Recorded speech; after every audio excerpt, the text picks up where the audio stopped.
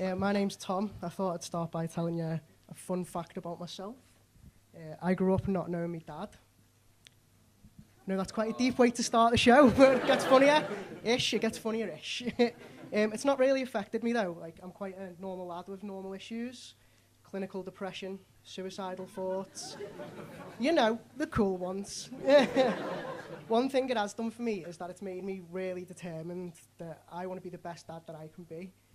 That's pretty hard because I've not got any kids. So. I've been in a relationship for 7 years though, and we would like to have kids in the future. I'll rephrase that actually. When we say we'd like to have kids, I mean I would like to have kids. She means she just wants to fuck a load of cats. She's actually in tonight, my girlfriend. I'm not particularly sure why, because she's not going to find any of this funny. I think it's a combination of like moral support and also so she can use it against me when we argue in the future. She'll be like, remember when you said that thing about me on stage? So with that in mind, if she does get offended by any of this, she can fuck off. I get her point though, like nobody like wants to do this to a child, do they? I'm bald before I'm 30. I'm short, chubby, borderline alcoholic.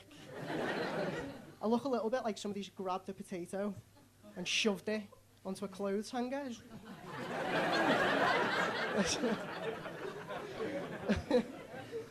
Another thing she doesn't like about me, I mean, there's a lot of things she doesn't like about me, but this one in particular, she says that I spend far too much time on a toilet when I go for a shit.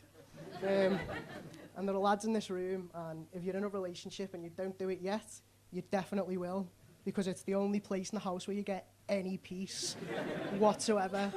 Like, she is not going to walk in on you while you're on the bog. So it's like heaven for me. Like, I go in fully armed, like iPad, phone, headphones, in case I want to watch a bit of porn. And I don't want her to hear them moaning. So I'm like, oh, oh. I bet you feel sorry for her now, because, like, she's got to look at this when we have sex. For about 4 or 5 seconds. Until one of us starts crying.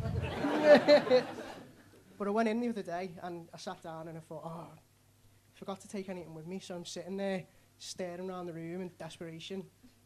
Bingo, Colgate, you'll do, you minty bastard. So I sat there for half an hour and read the Colgate tube. I read every single word on that tube, like all of them. I only speak English, but I can tell you in 4 different languages how you can prevent a plaque build-up on your teeth. Yeah, I'm quite a lazy person. I'm one of those, like, avoid it till it goes away kind of people. A bit like my dad was with me. I'm also one of those people that you can't say anything that remotely sounds like an innuendo in front of. So I was out for dinner with my girlfriend the other day, and we were just sitting in the restaurant chatting away. And I thought, right, I'm going to check the football scores, because priorities. And so I was sitting there, and I was reading the live text from one of the games, and I just read this sentence, fisted away by the goalkeeper. And that I was gone. I was just sitting there imagining weird fisting situations involving goalkeeper gloves, just like trapped in a vortex of my own disgusting mind. And after about 5 minutes, I thought, oh, shit, I've not said a word here. She's going to know I'm not listening to her, so I thought, I'll go with the classic. Yeah, I know what you mean. You're right. Boom. Safe. Wrong. I looked up, and she had that glare. It was like, you don't know how she knows, but she knows that she's got you. So she just went to me, you've not been listening, have you? And I was like, of course I have, yeah. You know, you said such and such was a bitch, and you were right, of course you were.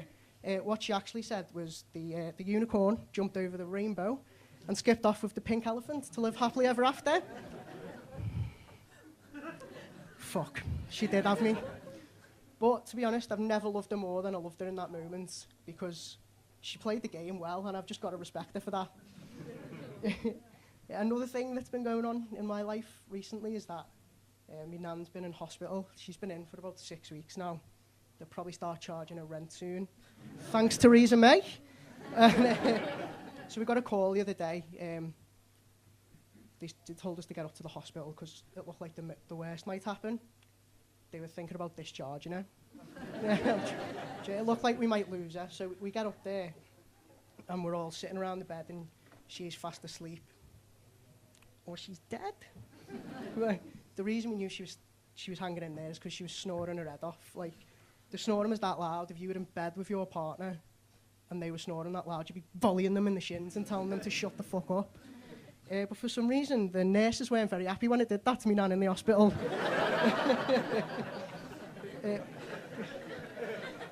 So we were sitting there listening to the snoring, and all of a sudden it stopped.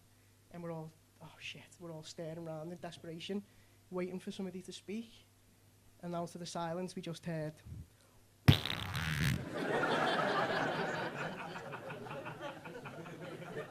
I have never been so happy to hear an old woman fart in my entire life. The smell was horrific, though.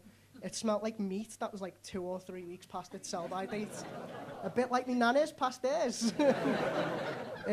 I've been Tom Furlong, you've been great. Thanks a lot for having me.